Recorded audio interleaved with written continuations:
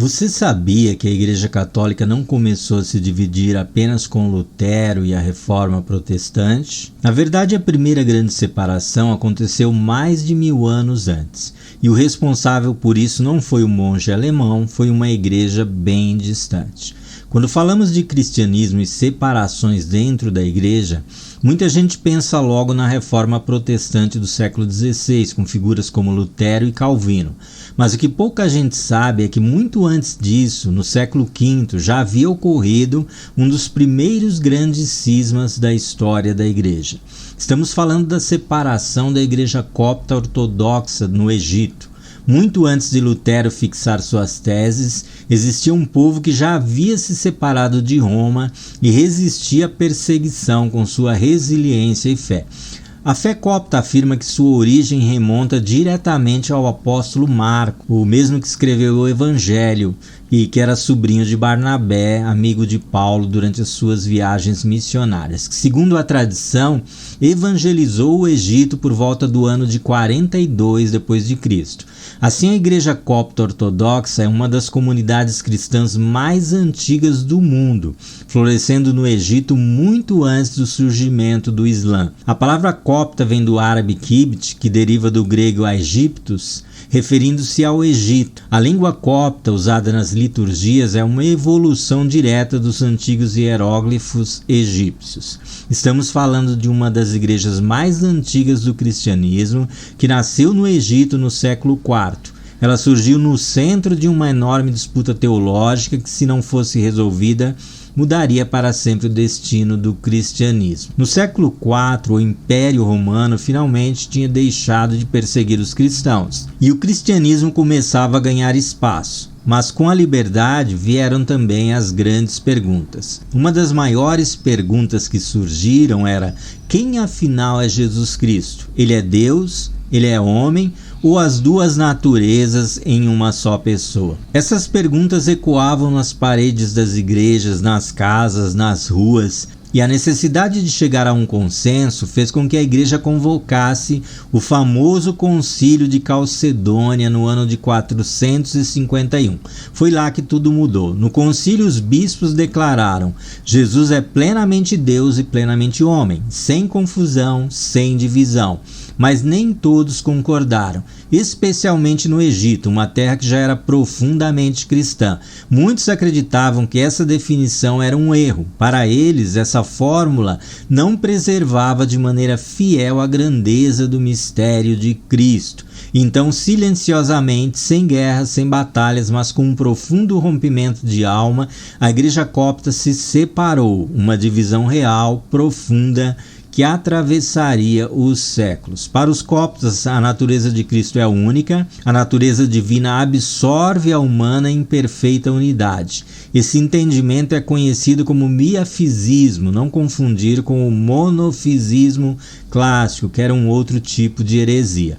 A recusa em aceitar a definição de Calcedônia levou à separação.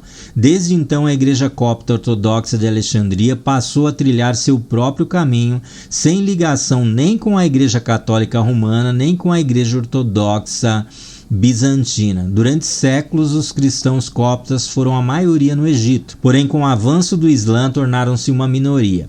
Mesmo assim, a Igreja Copta resistiu bravamente e continua resistindo. Hoje, mais de 60 milhões de coptas vivem ao redor do mundo com sua própria tradição e liturgia, preservando uma parte crucial da história cristã. Representam cerca de apenas 10% da população de 92 milhões do Egito, com milhões de fiéis espalhados também pela África, Europa e Estados Unidos, tornando-se a maior comunidade cristã no Oriente Médio. Infelizmente, essa história de fé é também marcada pela perseguição. Após o Concílio de Calcedônia, a Igreja Bizantina ou Igreja Ortodoxa passou a considerar a fé copta como herética, o que levou a uma intensa perseguição. Eles sofreram com a perseguição bizantina, incluindo conversão forçada e marginalização social. A perseguição, segundo alguns historiadores, foi um fator que facilitou a conquista muçulmana do Egito, sendo que não se restringiu apenas ao período bizantino, tendo continuado sob o domínio árabe, circassiano e otomano. Ataques e atentados recentes, inclusive realizados pelo Estado Islâmico, revelam que ainda hoje os coptas vivem a realidade do martírio. Depois de muitos ataques, o governo egípcio se comprometeu a proteger a igreja como parte de sua campanha contra o extremismo. Como funcionam as estruturas e as tradições? Os coptas também possuem um líder chamado de patriarca ou papa. O atual líder é Tawadros ou Teodoro II.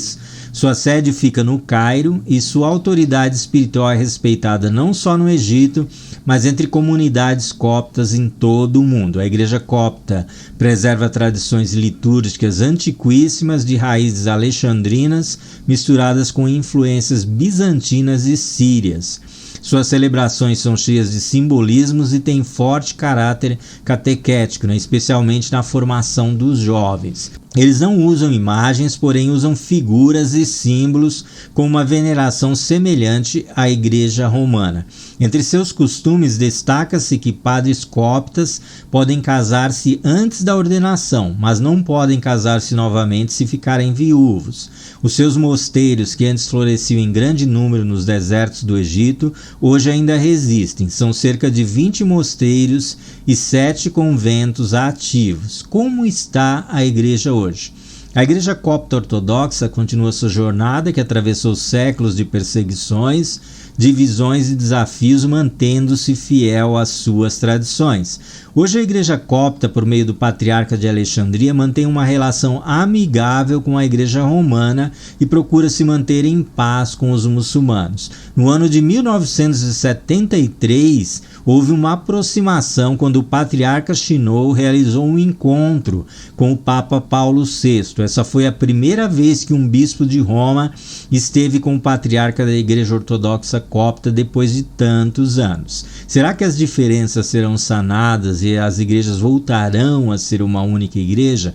Eu acho difícil, Depois que você estabelece duas lideranças fortes, é muito difícil você voltar a unir as igrejas novamente, mas o tempo dirá. Pelo menos a relação deles se tornou amigável. Quando falamos de igrejas que se separaram da Igreja Católica antes da Reforma, não podemos esquecer dos coptas, herdeiros diretos da fé dos primeiros cristãos no Egito. A história da fé cristã não é apenas feita de construções, ela também é feita de rachaduras. Muito antes da Reforma Protestante, a unidade já havia sido quebrada. Eu não estou nem considerando a Igreja de Jerusalém, que foi realmente a primeira igreja que surgiu, que era uma igreja formada por judeus circuncidados que guardavam a lei de Moisés, que era uma igreja muito diferente da igreja que foi surgindo depois entre os gentios. E essa separação deu origem, ali no quinto século, a uma igreja que carrega até hoje uma herança milenária. Enquanto a Igreja Católica Apostólica Romana se diz a única igreja que veio desde os apóstolos, a Igreja Copta Ortodoxa, que sobreviveu ao tempo, às perseguições, às cruzadas, aos impérios, ela continua firme e muitas vezes esquecida pelos livros de história. Com isso podemos entender que a fé cristã é muito mais rica, muito mais profunda e muito mais diversa do que a maioria das pessoas imagina. Se a gente parar para pensar, a igreja se dividir por uma questão de se Jesus é Deus, se Jesus é homem, hoje soaria meio estranho. É certo que é uma diferença de pensamento, mas o mais importante é você crer na salvação pela fé e na graça do Senhor Jesus Cristo. Então, se você quiser conhecer algumas curiosidades sobre essa igreja chamada Copta, procure nas redes sociais por Cidade do Lixo, no Cairo, Egito. É uma cidade onde ela é formada principalmente por cristãos coptas que fazem a coleta e trabalham com reciclagem de lixo. Procure também Cave Church, que é a Igreja da Caverna, uma igreja que tem uma história bem interessante, feita numa caverna, acho que, se não me engano, é a maior igreja do Egito. Ainda você pode procurar por Papa se encontra com o patriarca da Igreja Copta Ortodoxa do Egito. Para aqueles que costumam dizer que é mentira, que não é histórico, dá uma olhada. Lá tem muitos vídeos falando sobre esse encontro do Papa com o patriarca da Igreja Ortodoxa Copta. Então, se você gostou de descobrir esse capítulo escondido da nossa história, me conta aí, né, nos comentários se você conhecia a história da Igreja Copta do Egito. Vou ficando por aqui. Um abraço e, se Deus permitir, até um próximo vídeo.